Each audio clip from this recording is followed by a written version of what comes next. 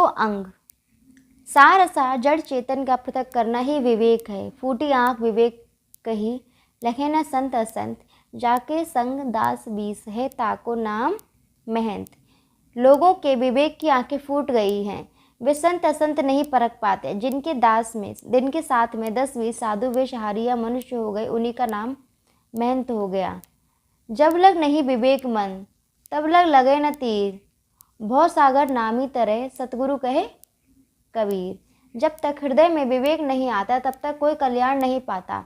कबीर साहब कहते हैं कि सदगुरु की कृपा से संसार सागर से तो कई बिरला ही तरता है। प्रकटे प्रेम विवेक दल, अभय निशान बजाए, उग्र ज्ञान उर आप तय, जग का मोह नशाए।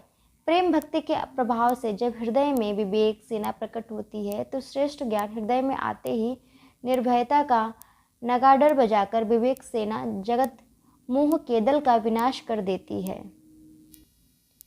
गुरु पशु नर पशु नारी पशु, वेद पशु संसार, मानुषता को जानिए जाहे विवेक विचार।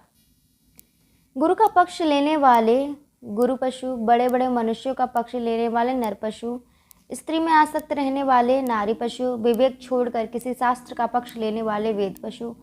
संसार में ये सब पशु हैं। मनुष्य उसी को समझो जो किसी पशु का ना बनकर विवेक विचार से चलता है।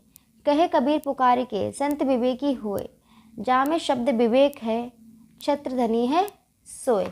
कबीर साहब पुकार कर कहते हैं कि संत विवेकी होते हैं जिनमें सार असार शब्दों का विवेक है, वही छत्र धनी सर्वोपरि सम्राट है। भाव, अपनी किताबों के हरफों में अपनी बुद्धि को जिन्होंने बंद कर दिया है, वे विवेकी नहीं हो सकते। जहाँ पर पक्षपात एवं अज्ञान का अंधकार है कि हमारी किताब ईश्वरीय है, उसमें जो लिखा है सब परम प्रमाण्य है, वहाँ विवेक से क्या प्रयोजन। ऐसे अंधविश्वासी सत्य नहीं समझ सकते।